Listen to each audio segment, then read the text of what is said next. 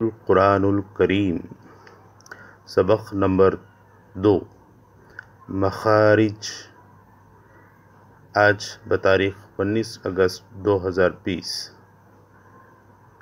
مخارج مذہب مختار کی رو سے یعنی اکثر علماء کا اس بات پر اتفاق ہے کہ جملہ مخارج 17 ہے۔ مخرج نمبر 1 الف واو یا حرف مدہ یعنی آواز کو کھینچنے والے حرف 3 ہیں الف واو یا۔ اے بشرطے کہ الف سے پہلے زبر ہو،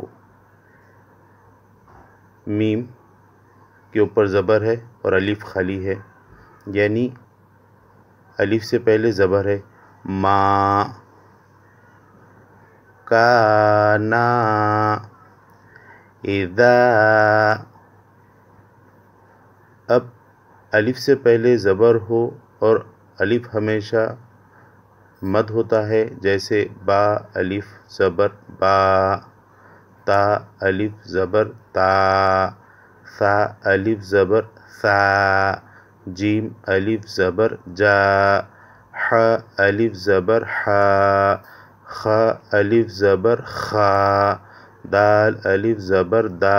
اس طریقے کے آگے مشق کرنا ہے۔ بی بشرطے کہ واو ساکن ہو اور اس سے پہلے پیش ہو۔ واو ساکن ہے، کاف کے اوپر پیش ہے، نون ساکن واو ساکن ہے، اس سے نون پر پیش ہے۔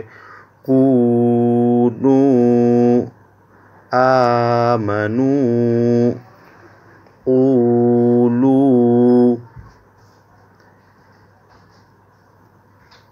واو ساکن سے پہلے پیش ہو، واو مدہ ہوتا ہے، جیسے با واو پیش بو، تا واو پیش تو، با واو پیش بو، تا واو پیش تو، ثا واو پیش ثو، جیم واو پیش جو، حا واو پیش حو، خا واو پیش خو۔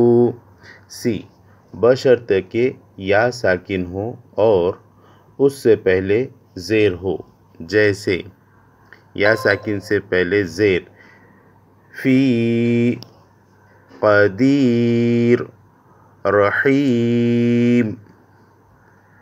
یا ساکن سے پہلے زیر ہو تو یا مدہ ہوتی ہے، جیسے با یا زیر بی، تا یا زیر تی، ثا یا زیر ثی، جیم یا زیر جی، حا یا زیر حی، خا یا زیر خی۔ اس طریقے سے یہ تختی مکمل کرنا ہے۔ حرف مدہ کا مجموعہ اوتینا ہے۔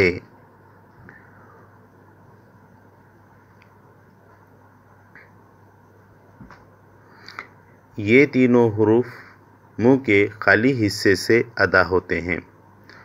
حرف مدہ کو مد اصلی بھی کہتے ہیں، حرف مدہ کو مد طبعی بھی کہتے ہیں۔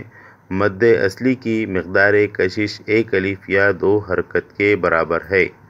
مد اصلی کو ایک الف یا دو حرکت سے کم ادا کرنا شرعاً حرام ہے، اسی طرح ایک الف یا دو حرکت سے زیادہ ادا کرنا بھی حرام و قبیح ہے۔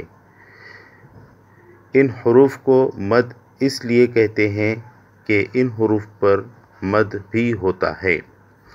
واو ساکن سے پہلے زبر اور یا ساکن سے پہلے پیش قرآن مجید میں کہیں نہیں آیا۔